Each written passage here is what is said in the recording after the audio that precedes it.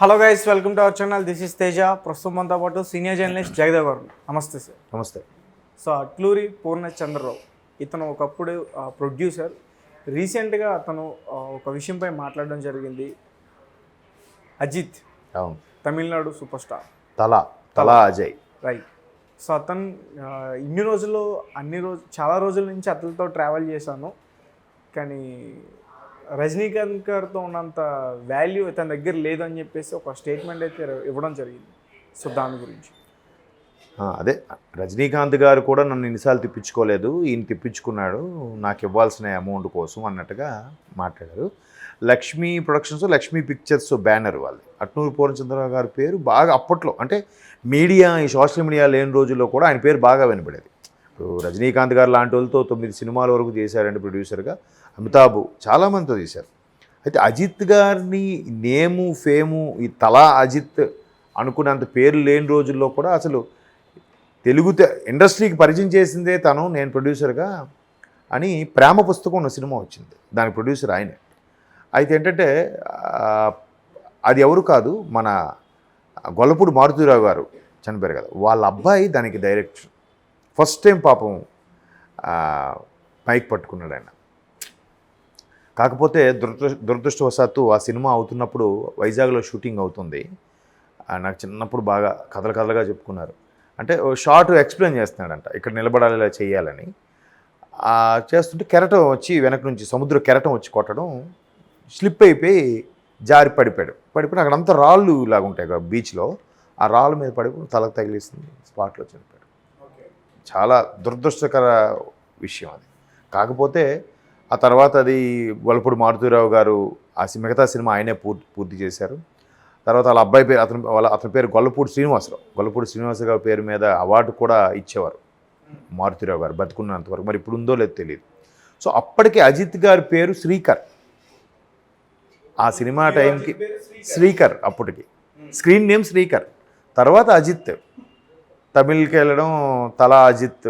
ఇప్పుడు తలా రేంజ్ అంటే మంచి తమిళనాడులో మంచి నేమ్ ఫేమ్ ఉన్న సూపర్ స్టార్ కదా. సో అయితే ఆయన చాలా సందర్భాల్లో ఇట్లాగా మంచి స్టార్ అయిన తర్వాత అమౌంట్ ఇచ్చి మీతో సినిమా చేయాలి అని అనుకోవడం, అది తర్వాత ఆయన ఎన్నోసార్లు తీయడానికి నిరాకరించి నచ్చకో లేదంటే రిజెక్ట్ తిరిగి అమౌంట్ ఇవ్వడానికి కూడా ఇబ్బంది పెట్టారంట.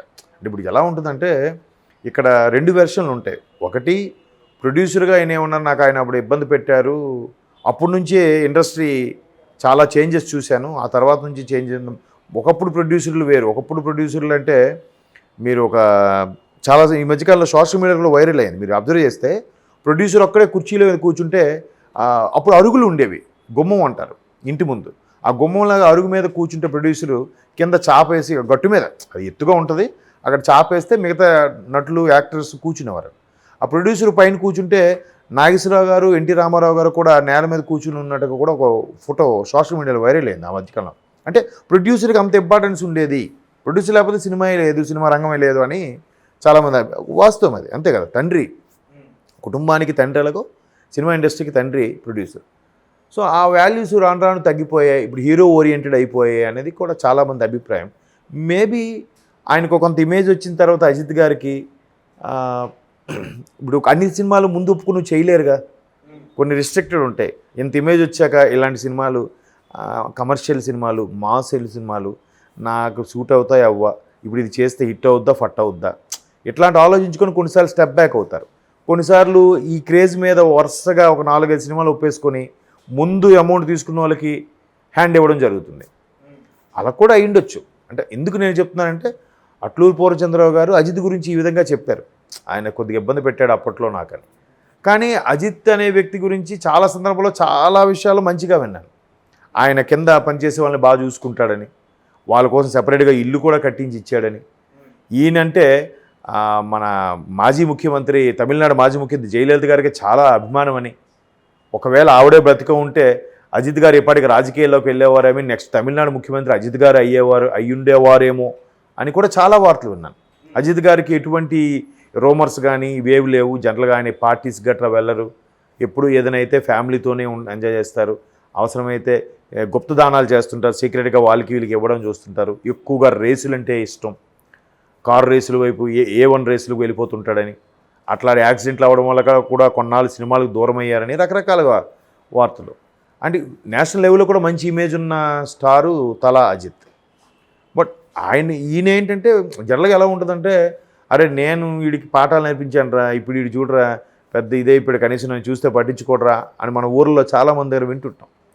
అది సర్వసాధారణం. ఒకటి వీళ్ళ వెర్షన్లో చూస్తే అరే నేను నేర్పించాను కనీసం వాడి కృతజ్ఞత లేదురా అని వీళ్ళు ఫీల్ అవుతారు. వాడేంటి ఆ స్థాయికి వెళ్ళాక ఇవన్నీ వాడు గుర్తుండకపోవచ్చు. ఇప్పుడు ఆ సమయంలో ఆ కొలీగ్స్తో కూడా ఎక్కువ ఇది అవుతాడు. ఆ colleagues in the sense industry అయితే ఇండస్ట్రీ, ఎవరితో పనిచేస్తే వాళ్ళు. ఇప్పుడు జనతా గ్యారేజ్లో ఒక డైలాగ్ ఉంది, రాశారు కొరటాల శివ గారు, మనం జీవితంలో మన కుటుంబ సభ్యుల కన్నా కొలీగ్స్తోనే ఎక్కువ గడుపుతామంట. మిగతా టైంతో నిద్రలో పోతుంది. మిగతా ఆఫీసులు పొద్దున్న లేస్తే 6కో 7కో లెగిస్తే మళ్ళీ 9-10 కల్లా రెడీ అయిపోతాం. మళ్ళీ ఇంటికి వెళ్ళేసరికి 7-8 అవుతుంది. ఒక 2 అవర్స్ స్పెండ్ చేస్తాం. ఉదయం 2 అవర్స్, రాత్రికి ఒక 2 అవర్స్, తర్వాత అంతా నిద్రలో ఉంటాం. మిగతా ఈ డే టైం అంతా గడిపేది ఎవరితో ఎక్కువగా? కొలీగ్స్తోనే. కొలీగ్స్ పక్కనే ఉంటాం. అది కరెక్టే కదా. సో ఎవరు ఇండస్ట్రీకి సంబంధించి, ఎవరు ఆఫీస్కి సంబంధించి వాళ్ళతో ఎక్కువగా మింగిల్ అయి ఉంటారు. అలాంటప్పుడు ఇప్పుడు నేను ఉన్నాను, మా కొలీగ్స్తోనే ఎక్కువగా ఉంటాను. ఎక్కడికి సరదా పార్టీలైనా, ఎక్కడికి ఫంక్షన్కి వెళ్ళినా కొలీగ్స్తో వెళ్తాను. ఊర్లో ఫ్రెండ్స్ ఉన్నారు, చిన్నప్పటి నుంచి ఫ్రెండ్స్. వాళ్ళు చిన్నప్పుడు నాకు చాలా హెల్ప్ చేసిన వాళ్ళే. ఇప్పుడు వాళ్ళు నేను పట్టించుకోకపోవడం అని కాదు, కుదరదు, అవ్వదు. దాన్ని కొంతమంది అర్థం చేసుకుంటే ఓకే, కొంతమంది ఎలా అనుకుంటుంటే బయట బాగా పెరిగిందిరా అందుకే ఊరు కూడా రావడం మానేశాడు. ఇప్పుడు ఏం చేస్తాం? నేను వెళ్ళి ఊర్లో కూర్చుంటే నా ఫ్యామిలీ పిల్లల్ని, నాకు వచ్చే ఆదాయాన్ని ఫ్యామిలీ పిల్లల్ని ఎవరు పెంచుతారు? మీరు పెంచుతారా? లేదు కదా. అంటే ప్రతి దానికి కూడా 2 కోణాలు ఉంటాయి. ఇప్పుడు పూర్ణచంద్ర గారు ఇచ్చిన స్టేట్మెంట్ ప్రకారం ఆయనకి ఏం ఇబ్బంది కలిగిందో అప్పట్లో, ఒకవేళ ఆయన కెరీర్ స్టార్టింగ్లో ఉన్నాడు కాబట్టి ఆయన ఆ వచ్చిన అమౌంట్ని ఎక్కడ ఇన్వెస్ట్ చేశాడో, లేదంటే ఏదైనా వస్తువో ఇల్లు కొనేశాడేమో, అందుకే ఈయన అడిగిన వెంటనే ఇవ్వలేకపోయాడేమో, ఆ ఇవ్వలేక సిగ్గుతో చెప్పక తప్పించుకొని తిరిగాడేమో అజిత్ కూడా. హీరో స్థాయి వ్యక్తి అప్పట్లో లక్షల్లోనే ఉంటుంది ఖచ్చితంగా. ఇప్పుడంటే కోట్లలో వాల్యూ అయిపోయింది, కానీ లక్షల్లోనే ఉంటుంది. లక్షల్లో ఉన్నప్పుడు ఆ లక్షలు కూడా ఆ రోజుల్లో కష్టమేగా. ఇది ఆల్మోస్ట్ వాళ్ళు ఇప్పుడు 80s 90s స్టార్టింగ్లో సంగతి చెప్తున్నాను నేను. అప్పుడు ఈయన అట్లూరు పూర్ణచంద్రరావు గారు లక్ష్మీ పిక్చర్స్ మీద తీసిన, లక్ష్మీ ప్రొడక్షన్స్లో తీసిన సినిమాకి హీరో, అప్కమింగ్ హీరో ఇంట్రడ్యూస్ చేశారు అప్పుడు డీబట్ మూవీ. అప్పుడు ఆయన పేరు శ్రీకర్. ఇప్పుడు శ్రీకర్ కాదుగా, తలా అజిత్. ఆ రేంజ్కి వెళ్తే ఎంతో కొంత త్యాగమో లేదా కష్టమో లేదా మంచితనమో లేకపోతే ఆ రేంజ్కి వెళ్ళడుగా. అంటే ఇతను ఏమంటున్నాడు, ఇండైరెక్ట్గా డబ్బులు కొట్టేశాడు నా అంటుండా, డబ్బులు తీసుకుని ఇవ్వట్లేదు, డబ్బులు తీసుకొని ఇబ్బంది పెట్టారు తిరిగి ఇవ్వడానికి. సినిమా చేయలేదు, తిరిగి ఇవ్వలేదు, ఆ ఇవ్వడానికి కూడా చాలా ఇబ్బంది పెట్టారనే అంశం మీద మాట్లాడాడు ఆయన. ఆ పాతవి ఆ రోజులు వేరు. బట్ ఆయన అజిత్ కూడా మీరు అబ్జర్వ్ చేస్తే ఊరికే అక్కడ ఇలా అన్నారని ఇలా అన్నారని ఎక్కడ వార్తల్లో మనం చూడం.